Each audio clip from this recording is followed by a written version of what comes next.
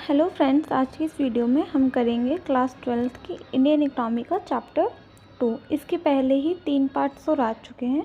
अगर आपने नहीं देखे हैं तो आप जाके पहले वो देखिए, आपको और अच्छे से समझ में आएगा। लास्ट पार्ट्स में हमने किया था, रिफॉर्म्स पढ़ी थी हमने, जो हमारे एग्रीकल्चर सेक्टर में यानी कि कृषि क्षेत्र में जो भी सुधार किए गए थे उनके बारे में पढ़ा था, उसमें क्या क्या कमियां थी उनके बारे में पढ़ा था, और कृषि क्षेत्र क्यों ज़रूरी है ये सब पढ़ा था हमने। और हमने हरित क्रांति का टॉपिक भी उन्हीं पार्ट्स में कवर किया था। आज के इस पार्ट में हम करेंगे जो औद्योगिक क्षेत्र है उसके बारे में, कि उसमें क्या क्या रिफॉर्म्स की गई हैं, क्या क्या सुधार किए गए हैं और क्यों वो इतना ज़रूरी था औद्योगिक क्षेत्र हमारे लिए। तो चलिए स्टार्ट करते हैं वीडियो को। सबसे पहले टॉपिक है इसमें हमारा, औद्योगिक क्षेत्र हमें निम्न देते हैं कि औद्योगिक क्षेत्र से हमें क्या चीज़ें मिलती हैं जिसके लिए औद्योगिक क्षेत्र हमारे लिए ज़रूरी है।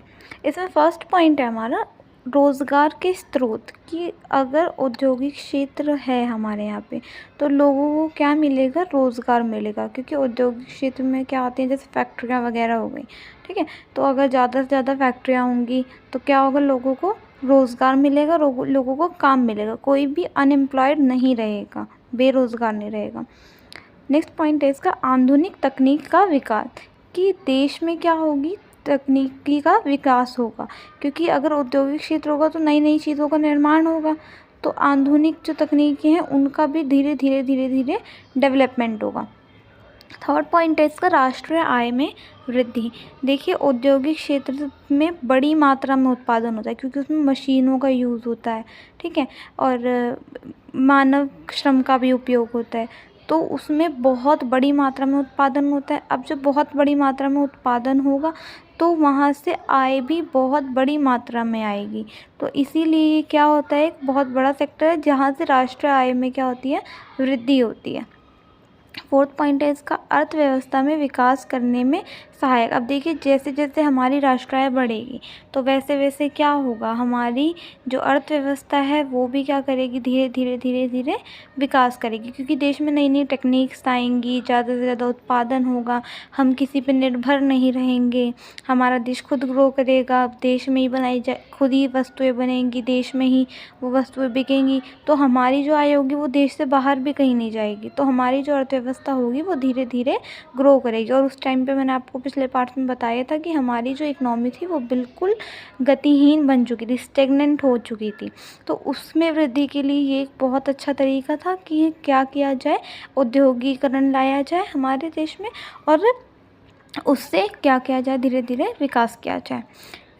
फिफ्थ पॉइंट है इसका, निर्यात के मूल्य में वृद्धि। देखिए अगर हम अपने ही देश में क्या करेंगे, ज़्यादा से ज़्यादा रोज़गार मिलेगा, ज़्यादा से ज़्यादा उत्पादन होगा तो क्या होगा, हमें बाहर से सामान नहीं मंगाना पड़ेगा, आयात हमारे देश का कम हो जाएगा। आयात मतलब हम बाहर से जो भी सामान मंगा रहे हैं, क्योंकि चीज़ें हमारे देश में ही बननी चालू हो जाएंगी।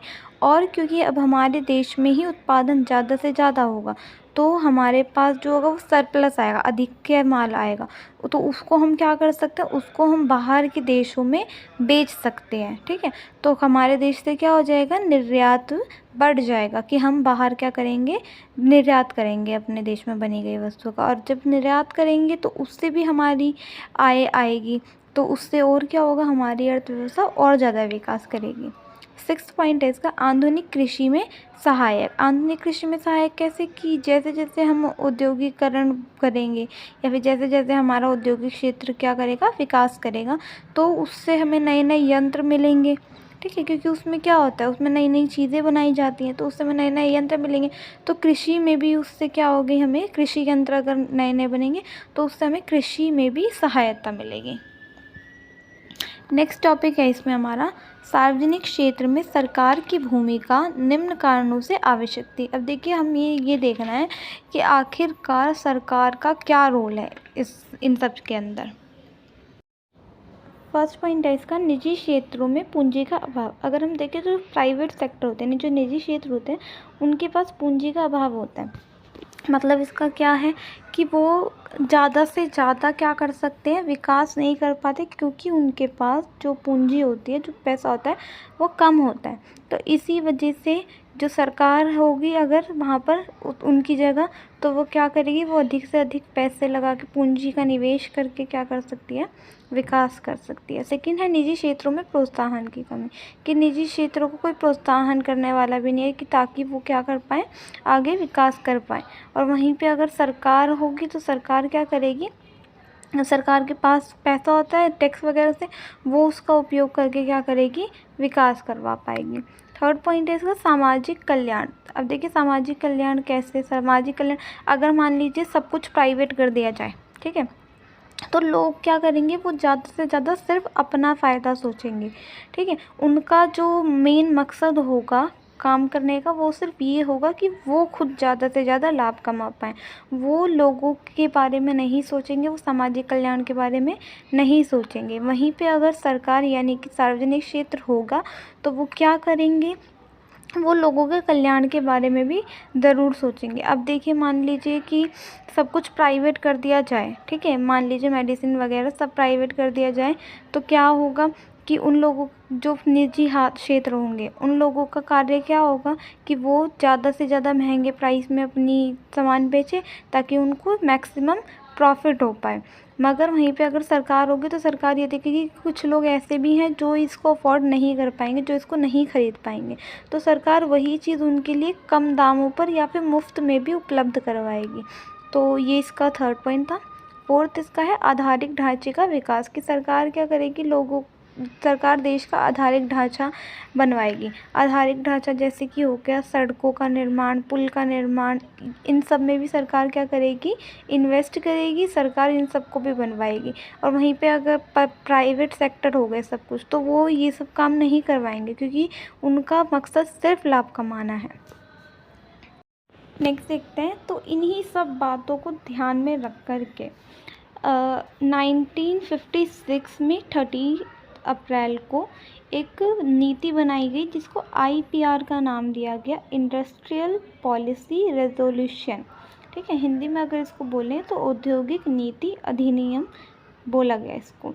देखिए अब ये क्या थी, सन 1956 की औद्योगिक नीति द्वारा इस बात की घोषणा की गई कि औद्योगिकरण में सरकार की प्रमुख भूमिका होगी। यह दूसरी पंचवर्षीय योजना की रूपरेखा प्रस्तुत की गई। यह सामाजिक न्याय के साथ समृद्धि को प्राप्त करने में महत्वपूर्ण कदम था। देखिए समझिए क्या है ये कि 1956 में क्या किया गया, औद्योगिक नीति लाई गई। अब इसमें ये क्या थी, ये सरकार की दूसरी पंचवर्षीय योजना थी। पहली मैं आपको पिछले पार्ट में पढ़ा चुकी हूँ, जो कि हमारी कौन सी थी, कृषि क्षेत्र में जो की गई थी रिफॉर्म्स, वो थी हमारी, ठीक है। तो दूसरी पंचवर्षीय योजना में हमारा औद्योगिक क्षेत्र पर ध्यान दिया गया था। तो ये सेकंड पंचवर्षीय योजना थी हमारी। इसमें क्या किया गया था, इसमें सामाजिक न्याय के साथ साथ समृद्धि को भी प्राप्त करना सबसे महत्वपूर्ण कदम बनाया गया था। इसका मतलब देखिए क्या है कि लोगों का सामाजिक कल्याण भी हो, यानी कि लोगों का ज़्यादा से ज़्यादा भला भी कर पाएँ और साथ ही साथ हम क्या कर पाएँ, समृद्धि भी कर पाएँ। देखिए अब आप इस बात को समझिए कि मान लीजिए सब कुछ प्राइवेट कर दिया गया तो सामाजिक कल्याण ज़ीरो हो जाएगा, और अगर वहीं भी सब कुछ पब्लिक सेक्टर कर दिया गया, सब कुछ सरकारी कर दिया गया, तो क्या हो जाएगा, समृद्धि की दर ज़ीरो हो जाएगी, क्योंकि सब कुछ हमें मुफ्त में मिलना चालू हो जाएगा या फिर कम रेटों पर मिलना चालू हो जाएगा। तो देश विकास कैसे करेगा, प्रॉफिट तो होगा ही नहीं ना। तो इसीलिए दोनों के बीच में तालमेल बैठाना क्या हुआ था, बहुत ज़्यादा ज़रूरी हुआ था। इसीलिए कुछ चीज़ें क्या की गई, पब्लिक रखी गई, और कुछ चीज़ें क्या कर दी गई, प्राइवेट कर दी गई। देखिए आगे 1956 की औद्योगिक नीति की मुख्य विशेषताएं। इसमें फर्स्ट पॉइंट है हमारा कि 1956 में क्या क्या हुआ, औद्योगिक नीति में क्या क्या चीज़ें की गई। पहला पॉइंट है उद्योगों को 3 स्तरीय विभाजन किया गया, कि जितने भी हमारी इंडस्ट्रीज़ थी उनको 3 स्तर में बांटा गया। फर्स्ट जो स्तर था तालिका ए, उसमें कितने उद्योग रखे गए, 17 उद्योग रखे गए, जैसे रेलवे, परमाणु ऊर्जा वाले, ठीक है। इन सब पर क्या किया गया, सरकार का आधिपत्य किया गया, यानी इन सभी सेक्टर्स पे, यानी इन 17 सेक्टर्स पे किसका अधिकार था, सरकार का अधिकार था। तालिका बी में 12 उद्योग रखे गए और इन सभी पर किसका अधिकार किया गया, सरकार और जो निजी क्षेत्र थे दोनों का ही अधिकार किया गया, मगर जो डोमिनेंट पावर थी वो गवर्नमेंट को दी गई। यानी कि अगर मान लीजिए किसी बात पर लेकर दोनों में सहमति नहीं होती तो सुनी सरकार की बात जाएगी, सरकार ही जो कहेगी वो चीज़ की जाएगी। और तीसरा जो इसमें विभाजन था, जो तीसरा क्षेत्र बनाया गया उसमें जो भी शेष उद्योग बचे थे उन्हें रखा गया और इन सभी पर अधिकार दिया गया प्राइवेट सेक्टर का, निजी संस्थाओं का। तालिका ए में ऐसे उद्योगों को रखा गया जो प्राइवेट हाथों में नहीं दिए जा सकते थे। तालिका बी में ऐसे उद्योगों को रखा गया जो प्राइवेट भी किए जा सकते थे थोड़े बहुत और गवर्नमेंट भी। और तालिका सी में ऐसे उद्योगों को रखा गया जो प्राइवेट आराम से किए जा सकते थे। आगे देखिए, अभी हमने फर्स्ट पॉइंट पढ़ा कि उद्योगों को 3 स्तरों में विभाजित किया गया था औद्योगिक नीति के अंदर। सेकंड पॉइंट है इसका, औद्योगिक लाइसेंस की शुरुआत की गई कि क्या किया गया कि अगर हमें कोई भी अपना उद्योग स्थापित करना है तो उसके लिए पहले लाइसेंसिंग प्रक्रिया को रखा गया। ठीक है। थर्ड इसका पॉइंट है औद्योगिक रियायतें, कुछ रियायतें भी दी गई। रियायतें मतलब रिसेशन होता है, मतलब जिसको छूट बोला जाता है। ठीक है, तो उसमें कुछ छूट दी गई, वो देखिए क्या क्या थे।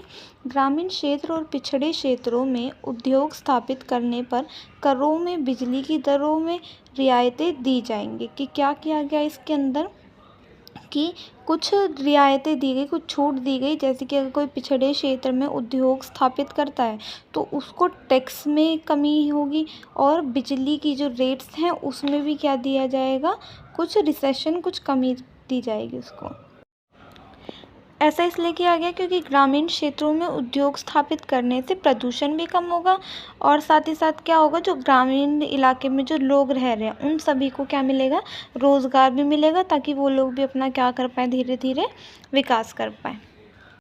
तो बस यही थी हमारी IPR पॉलिसी जो की गई थी औद्योगिक क्षेत्र के अंदर। उसके अंदर अभी हमने 3 पॉइंट पढ़े।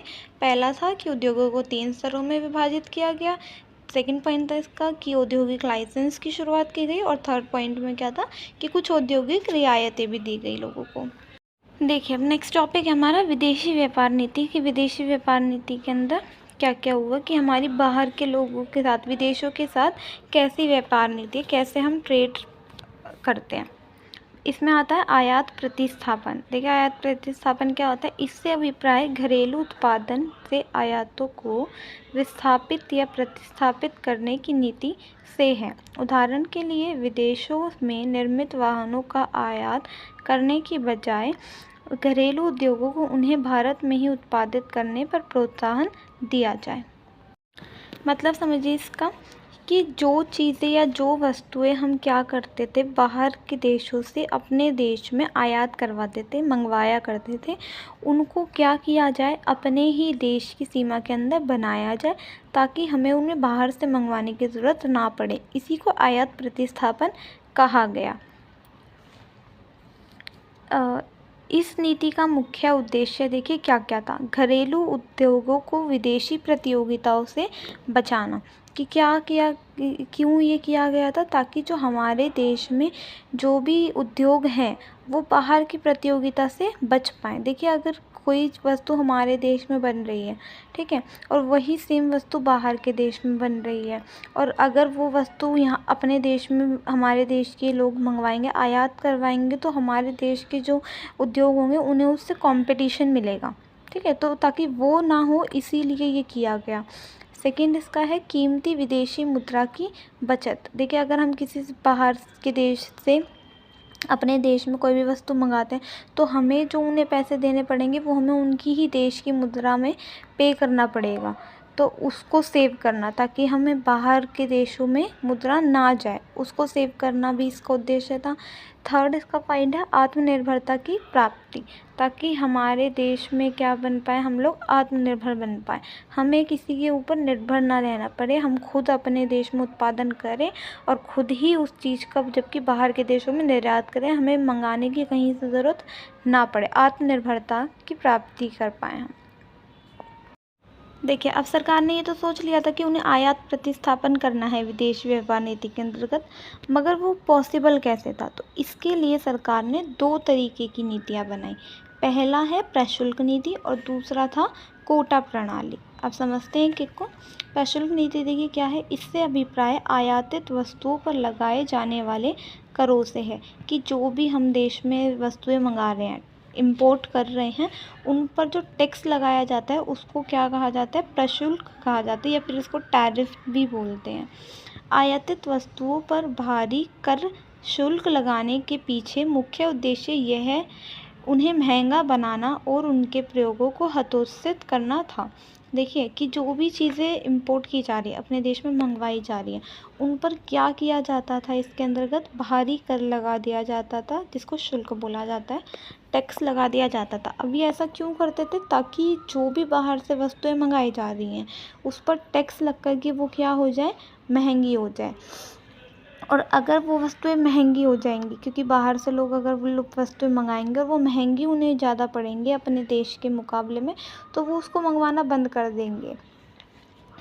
भारी कर लगने से विदेशी वस्तुएं महंगी हो जाएंगी, जिससे बाज़ार में मांग विदेशी वस्तुओं की कम हो जाएगी। देखिए मैंने आपको बताया कि क्या होगा कि जैसे उस पर टैक्स लगेगा, वस्तु का प्राइस क्या हो जाएगा, ऑटोमेटिकली महंगा हो जाएगा, और जब महंगा हो जाएगा तो लोग हतोत्साहित होने लगेंगे, लोग उसको खरीदने की इच्छुक नहीं रहेंगे। फर्स्ट प्रशुल्क नीति आपको समझ आई। सेकेंड है इसका कोटा प्रणाली। इससे अभिप्राय घरेलू उत्पादक द्वारा एक वस्तु की आयात की जा सकने वाली अधिकतम सीमा को तय करने से होता है। इसमें वस्तु एवं सेवाओं की अधिकतम सीमा एवं मौद्रिक तरीके से लेन देन करने की अधिकतम सीमा से है। देखिए इसके अंदर क्या किया जाता था, इसमें एक लिमिट तय कर दी जाती थी कि हम क्या करेंगे, बाहर की चीज़ों को कितनी लिमिट तक मंगवा सकते हैं, जिससे क्या होगा कि अगर लगेगा कि लिमिट से ज़्यादा वो चीज़ जा रही है, मतलब लिमिट से ज़्यादा इंपोर्ट हो रहा है, तो उसको बंद करवा दिया जाएगा। तो उसी को कोटा प्रणाली का नाम दिया गया। तो इसी के साथ ये चैप्टर यहीं भी ख़त्म होता है। अगर आपके लिए वीडियो थोड़ा भी हेल्पफुल रहा हो तो do like, comment and subscribe our channel. Thanks for watching.